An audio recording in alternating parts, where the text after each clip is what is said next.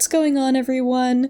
Welcome back to Woodsboro. Scream 4 is taking us back for a remake of the first. Will we get blood?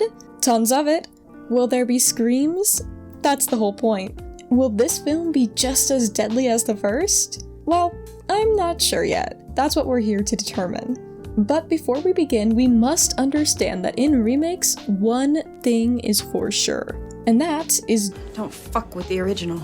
Scream 4 sees the return of Dewey, Gale, and of course, Sidney, who is back in Woodsboro on a book tour for her memoir. While in town, a Ghostface killer strikes again, and Sidney is sent to stay with her maternal aunt, Kate, and her cousin Jill. Jill attends Woodsboro High with her friends Kirby, Olivia, Robbie, and Charlie, but you know how high school friend groups are, especially those of the Scream franchise. Without any further ado, let's see who's on the chopping block this time. Scream 4 kicks things off with a slumber party, and besties Trudy and Sherry are gearing up to watch a scary movie. This film also confirms, off the bat, that we have at least 2 killers, as Trudy is stabbed in the chest by Ghostface number 1, and Sherry gets her throat slit from behind by Ghostface number 2 at 4 minutes in. But wait, that wasn't the opening scene of Scream 4, that was the opening scene of Stab 6. That's right, this is a fake out.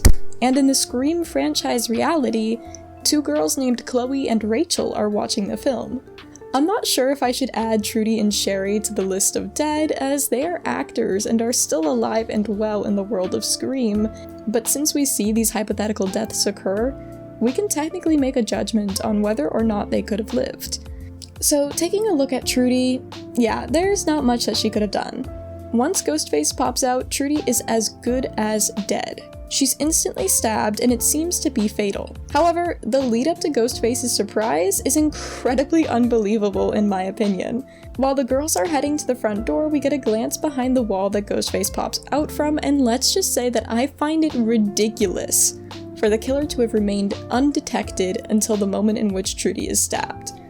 The only thing the killer could have hidden behind that would have kept them hidden from Trudy is a tiny ass half wall. And if Ghostface wasn't behind that, well, then Trudy must not have had peripheral vision.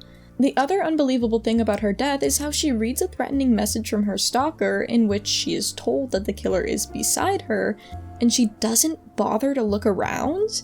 Instead, she looks up at Sherry and recites the message from memory, and then, yeah, she's killed. I think these two things together make for a surprise attack that is so unbelievable that I'm going to say that Trudy could have lived.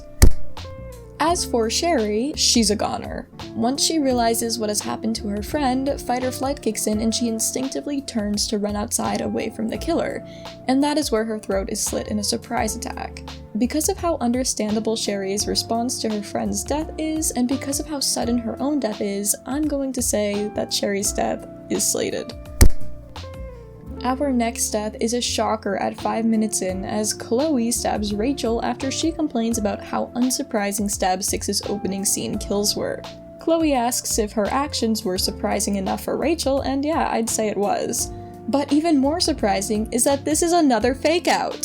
And Rachel and Chloe are simply actors in Stab 7, which is being watched by 2 girls named Marnie and Jenny. We're going to make quick work of Rachel's death, as it seems like there is no reason that she would suspect Chloe's betrayal, and Chloe's actions were so sudden and fatal that not much could have been done, leaving Rachel's death slated. Up next, at 8 minutes in, Marnie is on the phone with Jenny, who is upstairs when she is seemingly stabbed. Because we do not see this happening and are only graced with her dead body a few minutes later as it is thrown through a glass door, I'm going to say that her death is unclear. Jenny is next at 11 minutes in after being chased, stabbed in the back, crushed with a garage door, and finally stabbed in the chest. After Marnie's body is thrown through a glass door, Jenny runs from the killer and hides in an attic space. And as a girl with a 4.0 GPA and 135 IQ, she makes some stupid mistakes here. For starters, Jenny leans against a door that opens outward, in the direction that she's leaning in, which does absolutely nothing to prevent the killer from opening the door. In this same moment, she turns the light on, which tells the killer exactly where she is. She then makes a run for the stairs that lead down to the garage, which is probably something she should have done long before the killer entered the room with her, and because she waited so long, she is stabbed in the back, causing her to fall down the stairs. The one stab in the back really debilitates Jenny, as she cannot get up and resorts to crawling out of the garage. At this point, she is way too slow, which allows Ghostface to catch up to her, crush her with the garage door as she tries to crawl out, and stab her a final time in the chest. Since she cannot even get up, Jenny doesn't seem to have much of a chance after being stabbed in the back. However, I cannot let the goofy actions at the start of this chase go unnoticed. I'm going to be a little wild and say that Jenny could have lived solely because she should not have been leaning on the outward opening door and would have had much more time to escape if she had just kept running. At 35 minutes in, Olivia meets her demise in what is by far the bloodiest death in the franchise at this point. At this point in the film, Olivia has decided to return home alone instead of hanging out with Kirby and Jill. However, she lives right next to Jill and has a view of Jill's room from her bedroom window. After entering her house, Olivia calls Jill, and the three chat until Kirby's phone gets a call from Ghostface. The killer then makes some menacing comments that act as a warning to Kirby and Jill that they are being watched. While whispering, Ghostface then claims to be in the closet, and it becomes somewhat clear that he is not in Jill's closet, but in Olivia's closet. Once the two realize this, Ghostface jumps Olivia, fights with her, and stabs her numerous times until she and her room are drenched in blood. All while this fight occurs, Kirby and Jill watch from Jill's bedroom window. Olivia's death is quite brutal, and there is hardly anything she could have done in such a bloodied state, but there are some things about this scene that leave me full of doubt. Olivia's final fight takes her to every corner of her bedroom, and there are many objects at hand, including lamps and dressers. Yet she doesn't seem to use anything. In the end, I do not think that Olivia could have done much to prevent her death, even if she had fought back, but I'm shocked by the lack of that. She ducks under the killer's knife once and puts her hand out to protect a more vital part of her body at the start, but other than that, she doesn't seem to try fighting or running. The moment that disappoints me the most comes when the killer pushes her onto her bed and she just lies there. I feel like this would have been the moment to kick like hell, but alas, no. But Olivia isn't the only one to pay attention to in this scene. While she is brutalized, everyone else seems to sit around. In the first few moments, I can understand that those witnessing her death would be in shock, but Kirby and Jill never attempt to get help for Olivia. For goodness sake, there were police posted right outside of Jill's house that did nothing.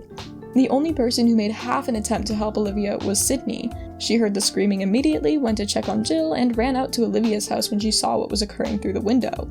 At that point, however, it was too late for Olivia, and when Sidney made it to the girl's room, all she stumbled into was a bloodbath. Really, we have no way of understanding what would have happened if someone had gotten help to Olivia, and the chances are that they'd end up dead as well. While she didn't do much to fight back, Olivia was taken by surprise and stabbed in painful and debilitating ways, so I'm going to say that her death is slated. Up next is Rebecca, Sidney's publicist, at 45 minutes in. After getting a call from Ghostface in the hospital parking garage, Rebecca enters her vehicle only to discover that it will not start. She is then startled by Ghostface jumping onto the hood of her car and screams for help as a car drives past her in the garage. By the time the other car is gone, so is Ghostface, so she cautiously leaves her vehicle, checks underneath it, and makes a run for the stairwell. Unfortunately for her, the stairwell is locked, and Ghostface comes up behind her, fatally stabbing her in the abdomen. Now, Rebecca's death definitely leaves me with a few questions, the most major one being how Ghostface managed to lock the stairwell door. Minutes before she dies, Rebecca exits the hospital with no problem through the same door. So I'm not exactly sure how it occurred, but even if Ghostface managed to lock that stairwell door, there was another exit even closer to Rebecca's car. And while we do not know exactly where Ghostface was hiding, I do not think going to the other exit would have been really any more dangerous. Secondly, and while I'm skeptical of this, I think Rebecca probably could have just stayed in her car. She had a working cell phone and absolutely should have called for help while in the safety of her car. Of course, the vehicle was immobile and a masked killer awaited her somewhere outside, but even if Ghostface had been right outside her car, I think she had time to wait for help. Car windows are not always easy to break. And while I'm not an expert, I did some searching, and it seems like many knives are not effective car window breaking tools. Because I think Rebecca would have been absolutely fine if she had stayed in the car, and she had several different options of escape, I'm going to say that she could have lived. At 1 hour 5 minutes in, our next victims are the two cops, Haas and Perkins, who were assigned as Sidney's details. After completing a perimeter check, Haas returns to find Perkins face down in front of their car. Perkins leaves just enough time for dread to fill Haas before popping up to scare him and reveal that it was just a joke. Shortly after, Haas is snuck up on and stabbed in the back by Ghostface, and this isn't a joke because the stab was fatal. Perkins is then immediately stabbed in the head, and it takes a painfully long and bloody time for him to fall dead. Because of the sudden nature of these deaths and the fact that the cops' guards were down, I'm going to say that Haas and Perkins' deaths are slated. At 1 hour 9 minutes in, Sidney's aunt Kate is stabbed in the back through the front door's mail slot after helping Sidney shut Ghostface out. This is one of those sudden and slightly shocking kills where you think someone will die, but then there's a moment of peace and you think that things will be fine, and then without any loud noise or big scene, things become not fine. There's nothing elaborate about this death, nothing big to analyze, and I'm almost certain no one would be thinking about the mail slot while trying to prevent a masked killer from entering their house. The killer seems to have gotten a lucky stab for it to be fatal, and I'm going to say Kate's death is slated.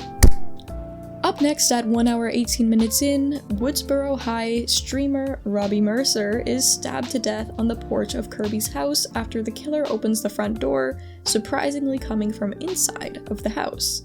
Typically, I would say that Robbie takes way too long to react to the killer, but the kid is drunk, and he tries to run after being stabbed, so I believe he responded to the best of his ability in that moment.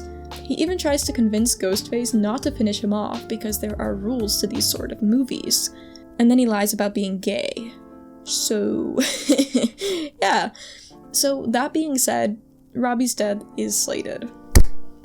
Jill's ex-boyfriend Trevor is shot dead at 1 hour 18 minutes in. At this point in the film, Charlie is revealed as one of the killers after Kirby frees him from a chair in a scene reminiscent of the opening of the first Scream, and he stabs her in the gut. And yeah, the injury he inflicts on her is pretty gnarly, but we don't see Kirby die. And you know, she may or may not pop up again in the future. So we're moving on to about 2 minutes later when Sidney is held at knife point by Charlie and stabbed in the gut by a second Ghostface when she tries to escape. This second psycho turns out to be none other than Jill, Sidney's cousin. Jill and Charlie plan to frame Trevor for their misdeeds, and in remake fashion, they will become the next Sidney and Randy, the two teen survivors of a massacre by Ghostface. When Trevor is revealed to Sidney, he is already tied up. Shortly after, Jill shoots him in the crotch for cheating on her, and then fatally shoots him in the head. As with the death of John Milton in Scream 3, because we do not see Trevor's struggle before being restrained, I'm going to say that his death is unclear. In a shocking twist, Charlie is the next to die at 1 hour 30 minutes in after Jill stabs him in the heart to gain the status of sole survivor in her found footage stab film. Because the two had planned to stab each other in non-vital places to better sell the story of being survivors, just as Bill and Stu had done in the first film, Charlie's guard was completely down. He probably shouldn't have trusted Jill because, well, they're psychopaths with the will to kill, but being partners in murderous crime requires some sort of trust, at least so that one will not rat the other out. Because of this, I think that it makes sense that Charlie trusted Jill, leaving his death slated. And now, for the moment you've all been waiting for, Scream 4's final kill occurs at 1 hour 42 minutes in, as Jill takes a defibrillator to the head and a shot in the chest. At this point, Jill has pulled off her final girl narrative by killing everyone, including Sidney. Or, you know, so she thought. And she's in the hospital recovering from her self-inflicted wounds. Dewey tells Jill that Sidney is still alive and recovering in the ICU, and Jill makes a comment about her and Gale's matching shoulder wounds. This tips Dewey and Gale off, as Jill shouldn't know where Gale was stabbed. So the two rush to Sidney's hospital room, where Dewey is beaten unconscious by Jill and Gale is pushed out of the way of Jill's gun by Deputy Hicks. After shooting Hicks and believing the officer to be dead, Jill demands that Gale stand up and make her way into the open. This is when Gale notices Sidney charging up the defibrillator. and makes a request for a final word. She confuses Jill with her final word being a snarky clear, and Sidney pops up, repeats the phrase, and presses the charged paddles against Jill's head. In that moment, Jill was so focused on Gale that I do not believe she would have seen Sidney coming. Shortly after, Jill tries to recover and use a shard of broken glass to stab Sidney, but she makes noise when stepping on other shards of broken glass, so Sidney grabs the gun beside her and shoots Jill in the chest. Sidney operated the firearm so quickly that I do not believe there was much time for Jill to realize what was occurring before it was too late, leaving her death slated. All in all, Scream 4 leaves us with a whopping 14-ish kills, of course, some being fictitious. Of the dead, a total of 9 were slated, 2 were unclear, and 3 could have lived.